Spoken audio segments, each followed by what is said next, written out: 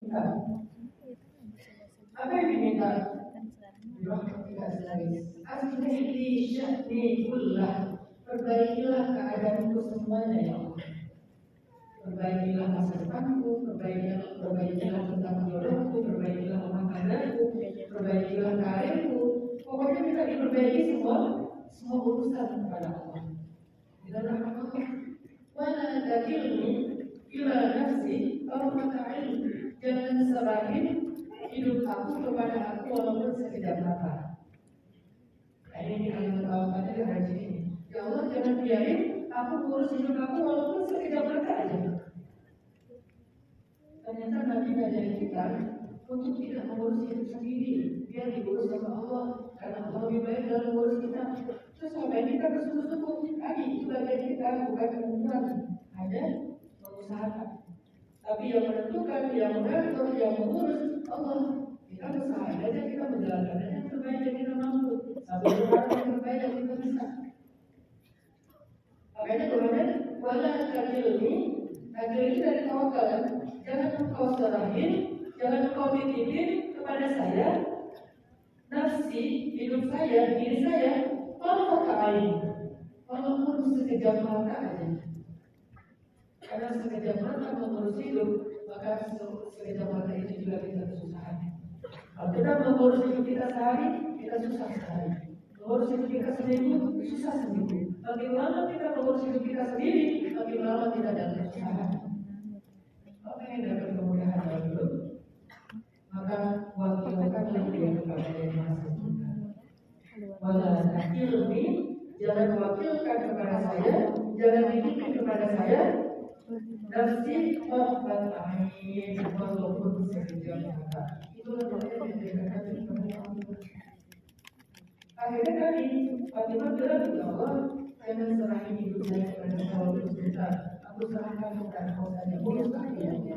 Urus kalian. Akhirnya Allah nanti berkata Fatimah, jika kamu akan begini, jika kamu dapat ilmu ini, jika kamu akan berjalan seperti ini, jika kamu akan tinggal di sini, jika kamu akan melakukan di sini dan seterusnya. Allah yang terus yang terbaik buat Fatimah. Karena Fatimah dari diri Allah. Aslih li sya'ni kullah, perbaiki keadaanmu ya Allah. Semuanya, kullah, jangan sebagian-sebagian. Jadi tawakal yang sempurna dari Fatimah sampai tidak ada satu part pun dalam kehidupan dia yang tidak diserahin ke Allah. Semuanya diserahin ke Allah. Semua urusan. Apalagi untuk urusan-urusan yang dia belum tahu dan belum ngerti, yaitu masa depan yang masih asisten. Maka teman-teman, sikap pertama tentang bagaimana menjalani ketidakpastian hidup adalah sikap tawakal. Menjalankan, menitipkan hidup kita kepada zat yang kita yakini, yaitu Allah. Coba kalian buka surat Ali Imran ayat 159. Surat Ali Imran ayat 159.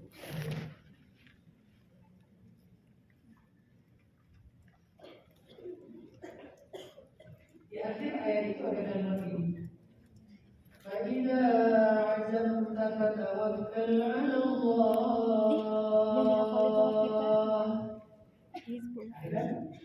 Fa'idza 'azamta fatawakkal 'ala Allah.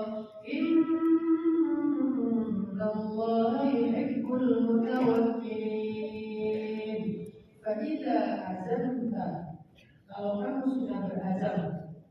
Apa itu azam? Azam itu adalah keinginan. Dalam bahasa Arab, keinginan itu ada beberapa istilah. Ada yang namanya iradah. Itu secara umum artinya keinginan. Tapi nanti ada yang spesifik. Iradah yang dikenal dengan istilah khawatir.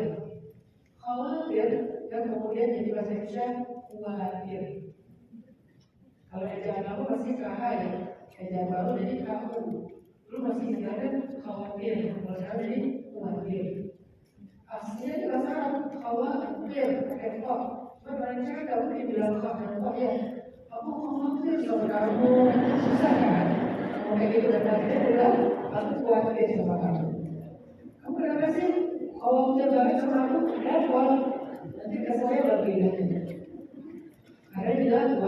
khawatir. Apa itu khawatir secara bahasa Arab aslinya? Artinya apa? Khawatir itu artinya keinginan yang berganti-ganti. Khawatir itu sesuatu yang berganti-ganti, tidak stabil gitu. Hari ini ketemu dengan seorang santri dari Pondok Hafiz baru sudah 30 juz, pengennya jadi hafizah. Besok ketemu dengan seorang pengusaha hijab yang sukses, tapi saya keluar negeri jalan-jalan, pengennya jadi pengusaha kayak dia.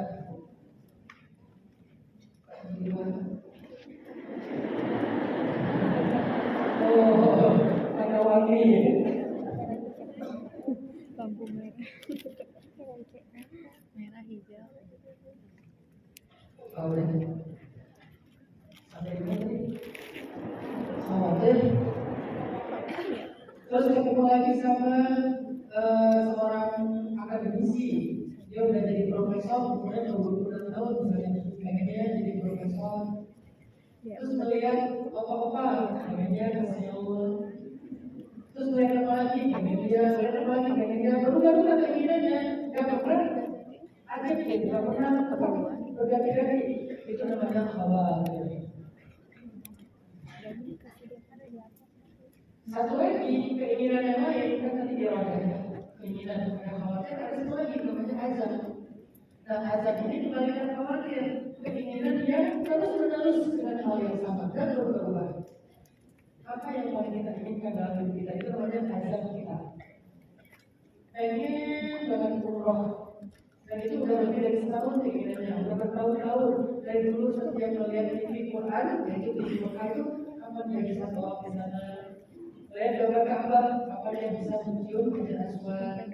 Lihat orang berangkat umroh, kapan dia aku yang diakui juga selesai kali teman. Berarti itu namanya azab. Keinginan yang kuat, keinginan yang terus-menerus namanya azab. Sama kayak menikah, ini banget menikah kan semua juga pengen ya. Ada yang pengen menikah bahkan sudah lulus, udah menikah. Apa saja menikah? Baik, nggak ngomongin lagi. Menikah misalnya, jadi kayak keinginannya itu kuat banget gitu. Apa dia aku dikasih kado gitu, bukan kasih kado terus ke teman misalnya. Itu namanya azab. Keinginan kuat, keinginan besar, keinginan yang sungguh-sungguh.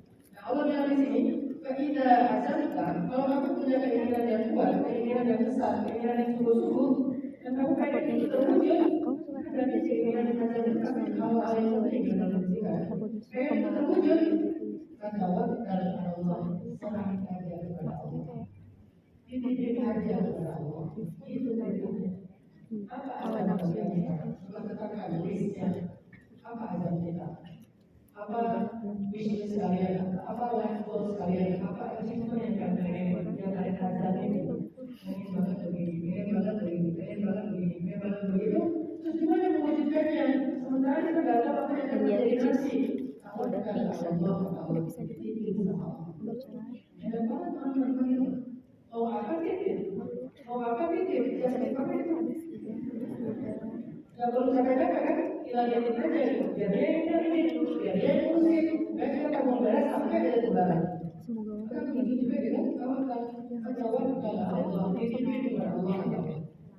Terus ternyata ada kalimat yang lebih tapi misalnya Innallaha yuhibbul mutawakkilin. Allah suka sekali, Allah cinta sekali kepada orang yang menitipkan sesuatu kepadanya. Bukan cuma Allah akan mengambil titipan kamu, bukan. Allah akan menjalani jasa kamu, bukan. Allah cinta sama kamu. Sampai Allah cinta sama kita kalau kita nitipin sesuatu, ya itu sudah tidak akan kembali. Kalau mikir gitu, Allah titipin ini, Allah titipin itu, Allah titipin itu. Jangan titipin sama Allah. Jangan nggak apa-apa, Allah tuh nggak suka kalau dititipin. Allah nggak suka kalau diserahin. Allah nggak suka kalau dikasih sebuah harapan. Suka banget. Allah cinta bukan cuma juga mahabbah cinta kepada orang yang bertawakal dan menitipkan sesuatu kepada. Apa yang akan kita lakukan pada orang yang bertawakal? Kan bersungguh-sungguh, habis-habisan, nggak akan mengecewakan, dijaga perasaannya. Itu maksud kita di sini. Jadi kalau kita nitipin azab kita kepada Allah, keinginan terbesar kita kepada Allah, Allah nggak akan masa mengecewakan orang yang dicintai? Kan itu nggak masuk akal, gitu nggak make sense. Klise banget gitu kan? Katanya cinta tapi kok mengecewain? Katanya cinta tapi kok dibikin patah hati? Katanya cinta kok malah ditinggalin? Katanya cinta kok malah dikhianatin? Katanya cinta kok malah diabaikan? Maka kalau Allah bilang cinta kepada orang yang menyedihkan, sudah pasti dibahagiakan, diprioritaskan, didahulukan, ditunaikan kebutuhan hajatnya dan seterusnya.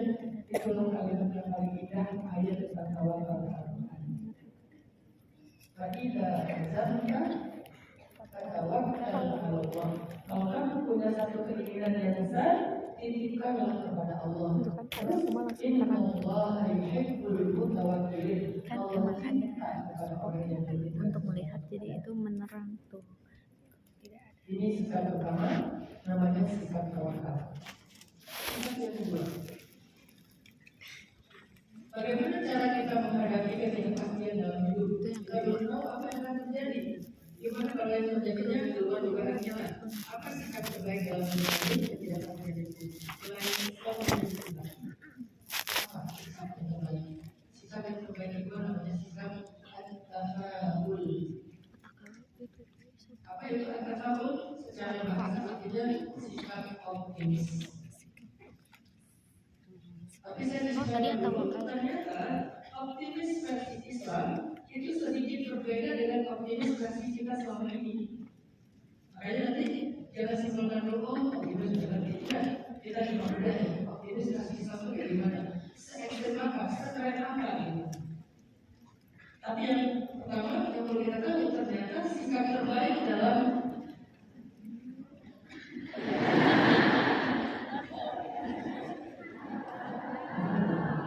baru juga masih sedikit. Apa masih sedikit? Apa lagi? Optimis. Sikap terbaik dalam menghadapi ketidakpastian hidup namanya sikap at-tafa'ul. Ini lebih mudah pakai sikap apa dalam tafa'ul. Cuma biar ada ketimbangan sementara tulisnya optimis. Apa itu optimis dalam Islam? Bagaimana ilustrasi optimis dalam Islam? Ada satu hadis yang mengilustrasikan optimis secara sangat indah dalam Islam. Jadi ini bukan kata motivator atau sebuah kajian syariah, bukan. Ada ayatnya, ada hadisnya. Mari kita terjemahkan lagi. Ternyata sikap tafa'ul, sikap optimis digambarkan oleh Rasulullah dalam sebuah hadis. Ilustrasi optimis yang paling keren menurut saya. Ini hadis riwayat Bukhari dan Ahmad, hadis sahih. Apa itu optimis? Bagaimana ilustrasi atau analogi optimis dalam Islam? Kami bilang gini, Inqal manisah wa fi yadi ahadikum fasilatun fa in istata'a alla taquma hatta yurisaha falyadrisha. Kalau kiamat sudah terjadi, akibat terjadi perokat sangkakala pertama dari tiup. Kalau kiamat sudah terjadi, sedangkan di tangan kalian ada benih tanaman dan kalian sempat menanamnya, maka tanamlah. Itulah ilustrasi optimis dalam Islam. Coba kita renungkan. Kalau kiamat sudah terjadi, bahasa lain dari kiamat itu adalah yaumul akhir, hari terakhir. Apa arti hari terakhir? Hari yang tidak ada esok. Hari yang tidak ada esoknya. Kalau menurut banyak riwayat kiamat itu terjadi di hari Jumat, berarti itu adalah hari Jumat yang tidak ada Sabtunya. Udah nggak ada lagi hari Sabtu, itu hari Jumat terakhir, dan inilah hari terakhir. Nggak ada Sabtu, apalagi Minggu, Senin dan seterusnya, udah nggak ada, itu hari terakhir. Makanya disebut kita hari akhir. Kalau hari akhir sudah terjadi, kiamat sudah terjadi, trompet sudah ditiup, artinya kan nggak ada lagi hari esok kan? Sementara di tangan kalian ada tunas, ada benih, kalian masih sempat tanam walaupun sebentar, karena itulah optimis dalam Islam. Pertanyaannya sekarang, kalau nanam dari hari itu, sementara itu hari Jumat yang ada hari Sabtunya, kapan tumbuhnya? Kapan dapat hasilnya? Kalau yang ditanam di pohon itu kalau dapat hasilnya paling cepat 5 tahun. Kalau tanam mesin, 10 tahun, 15 tahun, baru kita bisa menaruh di bawah naungan daun-daunnya atau dahan-dahannya. Kalau bambu 3 tahun baru kecap atau 5 tahun baru ada biji. Sementara ini udah hari terakhir, bahkan hari esok saja nggak ada. Ngapain nanam bambu, ngapain nanam pohon? Atau kalau nggak pohon yang lebih cepat lagi saya butuh 3 bulan, 4 bulan baru bisa jadi hasilnya. Sementara ini adalah hari terakhir, kok masih nanam sayur? Kapan ada hasilnya? Bagaimana dia akan tumbuh sementara nggak ada hari esok? Kayak gitu nanti ilustrasi dari optimisme. Ternyata dalam Islam optimis itu bukan tentang hasilnya worth it atau enggak. Optimis itu bukan tentang make sense atau enggak. Optimis itu bukan tentang ada hasilnya atau enggak. Optimis itu bukan tentang mungkin atau enggak. Tapi optimis itu adalah tentang masih berharap atau enggak. Sebegitu ekstrimnya berharap kepada Allah, walaupun tidak mungkin masih berharap. Segala mungkin apa? Segala mungkin pohon itu bisa diambil dan dipetik hasilnya ketika ditanam di hari kiamat. Tidak mungkin. Dan logis sama sekali, dan make sense sama sekali, dan worth it sama sekali. Tapi kita berharap bahwa dengan menanam pohon itu akan mendapatkan hasilnya, akan mendapatkan kebaikannya. Se-ekstrim itu optimis dalam Islam. Luar biasa, apa optimis? Karena pertanyaannya, setiap apa sih hidup kita? Sehingga kita merasa kayak, aduh udahlah, aku nyerah aja. Udahlah, aku gak berharap apapun lagi. Udahlah, kayaknya gak mungkin deh. Setiap apa hidup kita dibandingkan dengan kiamat besar? Patah hati, itu kiamat apa? Kiamat kecil. Kiamat kecil patah hati nih. Kiamat kecil bisa sih.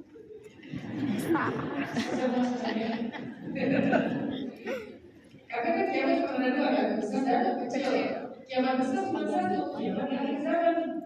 Sisanya semua malapetaka, semua kesusahan, semua musibah, semua bencana itu kategorinya kiamat kecil. Mau dia urusan hati, mau dia urusan perasaan, mau dia urusan harta, mau dia urusan fisik, semuanya kiamat kecil. Kalau kiamat besar aja kita masih disuruh berharap, gimana kiamat kecil? Sehingga kita merasa kayak gak mungkin, gak pernah berharap lagi, udahlah jangan aja, putus asa. Berarti kita gak bisa katakan optimis. Sekiamat apa hidup kita ini? Orang yang sakit, kayaknya orang yang sembuh ya. Karena kata dokter, kayak gini biasanya yang gak sembuh, cuma bertahan aja. Agar stadium lanjut.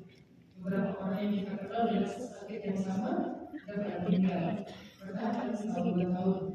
Karena dokter akan menulis ini juga tahun lagi. Maunya kan keluarganya ketika pasien dan pasien itu selesai. Karena saya selesai ada waktu lagi kita minta mau keluarga.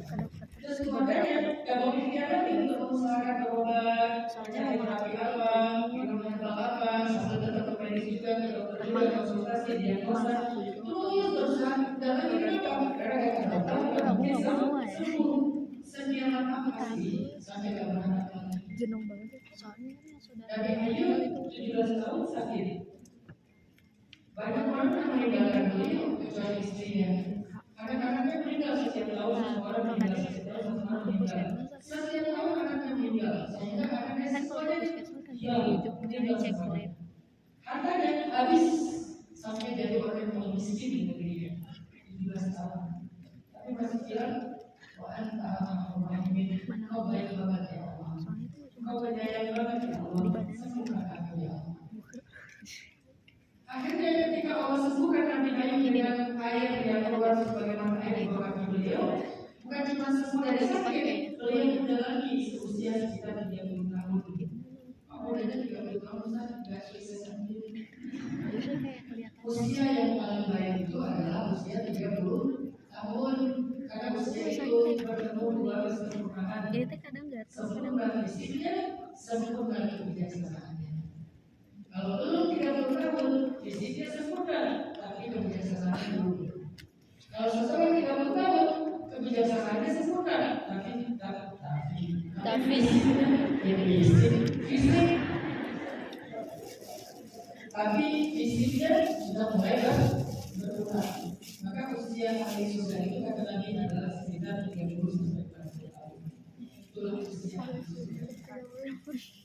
Bagaimana yang meninggal tiba-tiba besar? Nanti tiba-tiba juga, aku kok udah sakit tapi kita dulu ya. Bila mana meninggal nenek-nenek, lagi aku gak pernah melihat kamu di surga. Bisa gak ada surga yang Rasulullah? Gak ada perempuan yang kamu di surga, karena kamu akan muda lagi. Tapi bisa dia bisa sampai nenek. Akhirnya mereka lebih besar itu. Jadi teman-teman kata-kata optimis dalam Islam itu diilustrasikan dalam hadis Bukhari dan Ahmad. Tetap berharap, tetap memikirkan sesuatu kebaikan, sesuatu yang kita inginkan, walaupun nanti terjadi kiamat. Sedikit optimis. Apa dalam hadis yang lain juga kami bilang definisi optimis. Jadi ilustrasi sampai sekarang definisi. Yang bilang ini, hadisnya dari Abu Hurairah diriwayatkan oleh Imam Bukhari dengan derajat sahih juga. Kami bilang ini, jangan percaya ramal. Nah ini kan orang di antara yang memiliki ramal. Jangan percaya ramal. Karena kebetulan itu sebagai gambaran. Jangan percaya iman. Misalnya saya pakai uang. Katanya, kapan itu jangan sama Paulus.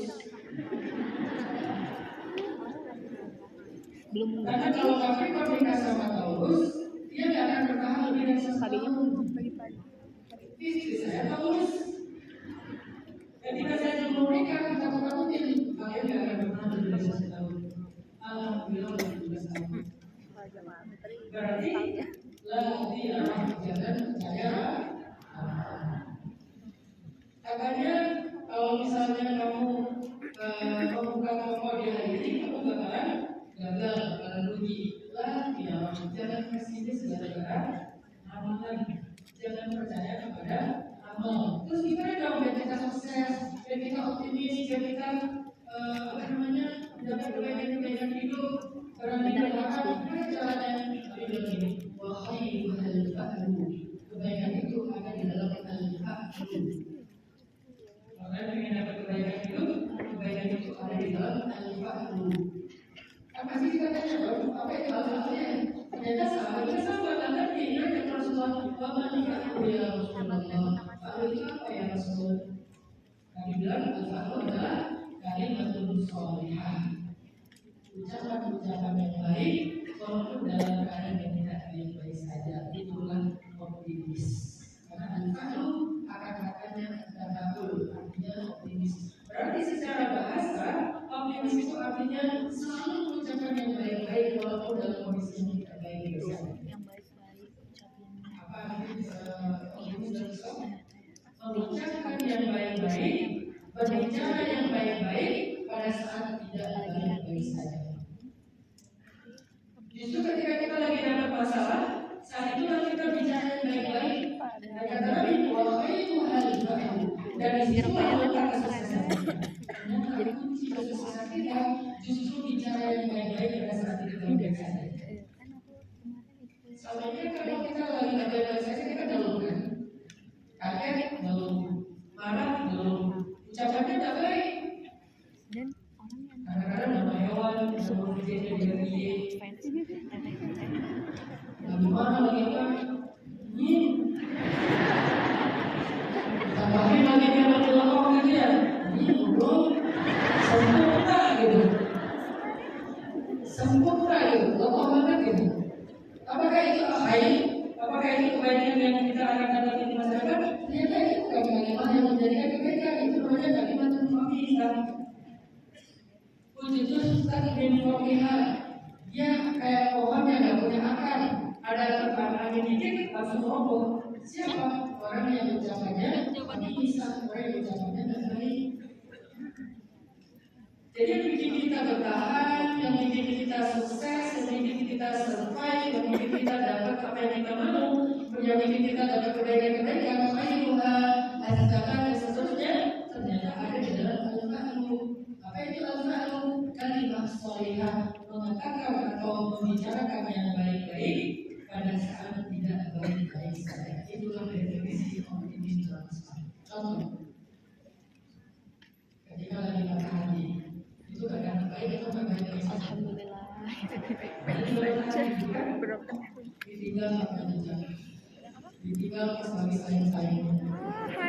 melepaskan seseorang yang masih ingin dimiliki. Dapatkan panggilan cerita-cerita tentang Laila Majnun. Laila dengan Majnun. Kenapa dinamakan Majnun? Diselingkuhin pas lagi sayang-sayang. Siapa? Siapa ya? Udah ada lah. Majnun itu artinya cowok. Pas lagi sayang-sayangnya taunya selingkuh kan. Sama siapa? Ada Sama temennya sendiri? Oh, iya itu. Tapi masih baik sama temannya nggak? Soalnya yang salahnya enggak sih, ceweknya juga. Iya, kenapa mau Ketika terima? patah hati, berarti kan karena Temen-temen ada gue banyak sama yang anjing gara-gara cowok gitu kan. memenangkan cinta. Tapi jadi tahulah sikap aslinya. Kalau misalnya kamu udah nikah terus kayak gitu gimana?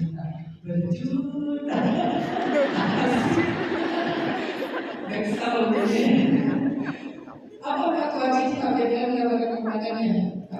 Nanti aja nunggu masa nakalnya aja. Masa nakalnya udah habis ya guys, balik lagi juga nggak apa-apa kata Elisa. Oh, jangan. Tapi kalau balik lagi juga pasti diterima. Enggak, kemarin juga ada itu kan DM aku nggak ingat ulang tahun aku. Jadi sekarang mana kalau udah habis. Terus aku parah nih karena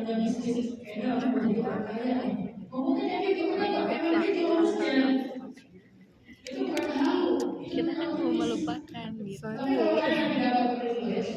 Kayak kamu, oh ya kamu ucapin kan gitu ya. selalu ya nggak tahu diri banget emang.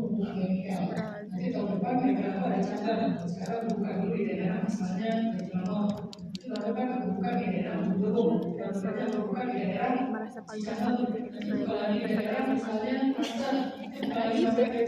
sama Kan dia yang salah. kayak kata temennya juga intinya kayak Tapi sih kayak gitu ya. jadi dia tuh katanya tuh dengan bahagia gitu lah ya. Terus kayak aku juga harus nanya-nanya gitu kan. Terus ya udah akunya nggak mau peka juga sih. Kayak gengsinya tinggi banget. Kalau saya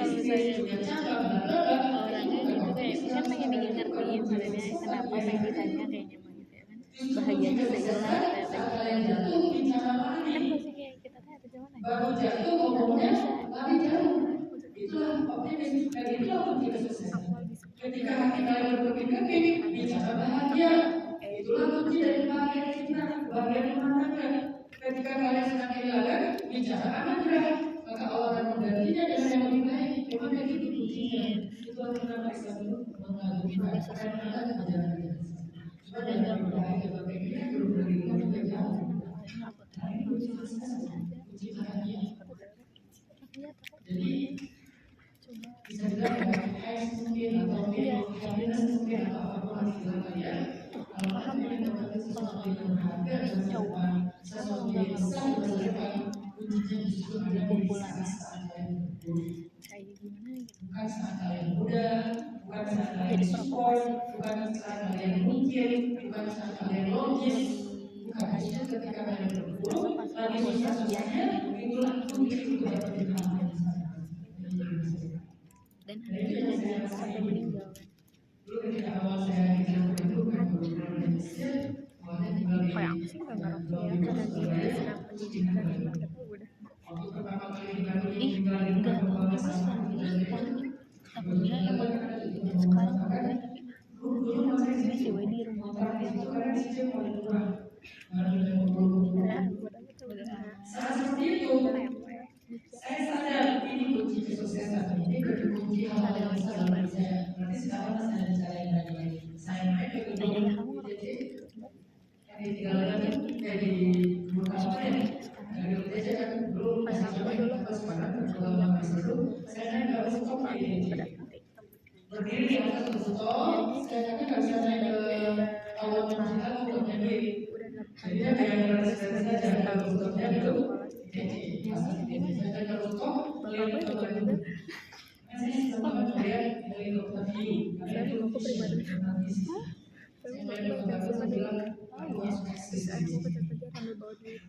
Oh iya, bisa eksis di kota ini. Aku harus menjadi orang yang berpengaruh di kota ini, punya impact, punya manfaat di kota ini. bisa Mungkin dua dari kita banget. Terus setiap hari jadi kalau bicara istri saya jam 20 Oh iya, itu nggak usah jadi kemana-mana. Saya kasih sama ibu untuk ada di sini. malah aku pengen kepikiran kalau misalnya aku nikah sama saudara Setiap sendiri, tapi beres sekali di situ, saya terus udah motor, paling banyak. nggak baik buat kesehatan. Dari keluar, saya bikin buku, dari Misal ya. Jadi nenek sama kakek aku kan, nenek aku tuh pernah nikah sebelumnya sama ada cowok di Bogor. Nah mereka tuh kan bisa cerai.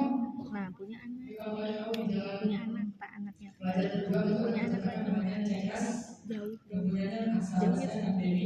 Tapi kita masih deket kan, maksudnya kayak masih suka. Aku kan pasti liburan tuh emang mereka kan jadi anaknya uang tapi beda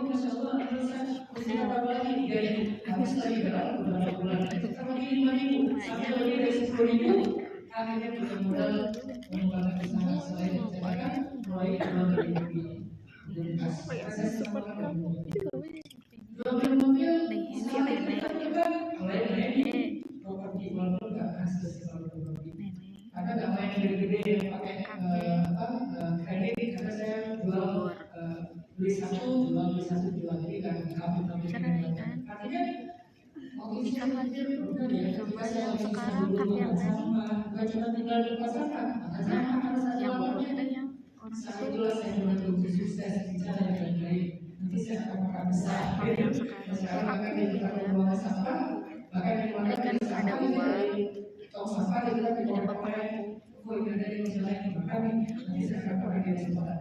Lu restoran itu kan beda-beda. Awalnya restoran yang jalan memang banget, lain lagi. Saya punya kenangan itu di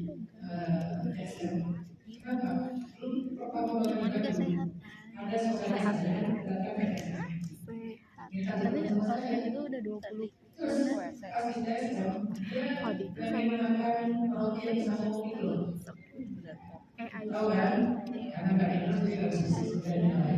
sama Nabi aja beda kan ini paling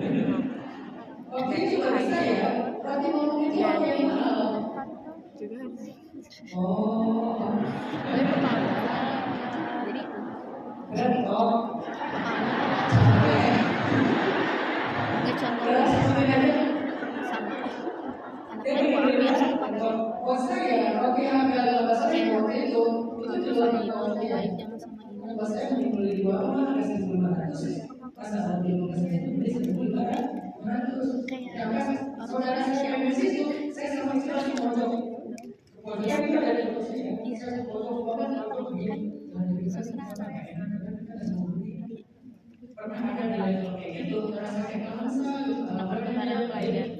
dari Mesir udah kan dalam kondisi kayak gitu saya punya keyakinan kondisi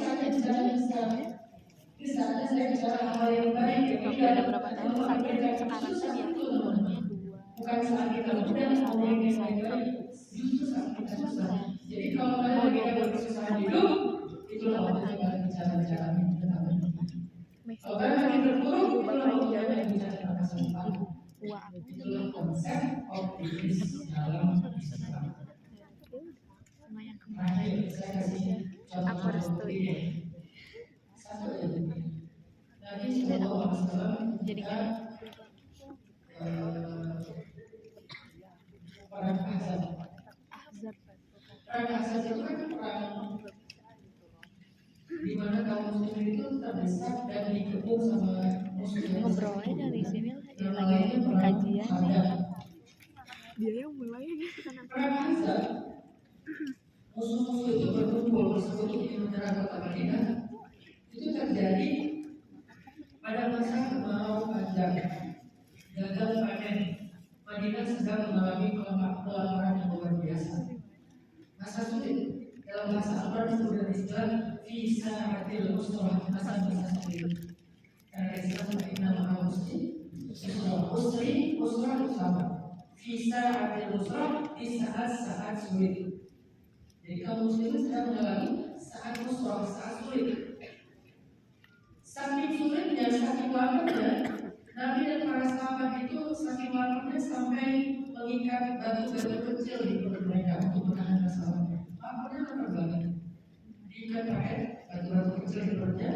Sehingga ketika Nabi rukuk dan sujud dalam sholat, di perutnya kedengaran suara kakak gitu. Kayak ulang lagi bergeserkan. Saya nggak bisa nanya, ya Rasulullah kenapa? Tulangnya kenapa? Gak apa-apa, Aisyah gak apa-apa. Diperiksa sama Aisyah, dibuka bajunya Rasul, nangis. Aisyah kasih tahu Nabi demi menahan sampah dan gak mengeluh sampai mengikat batu-batu kerikil di perutnya. Seberat itu keadaan Madinah. Lagi sulit banget, lagi kelaparan lama, lagi gagal panen, tiba-tiba dapat berita musuh bersekutu pengen menyerang kota Madinah, dan kali ini jumlah musuh lebih banyak daripada perang Belanda dan perang Hukum.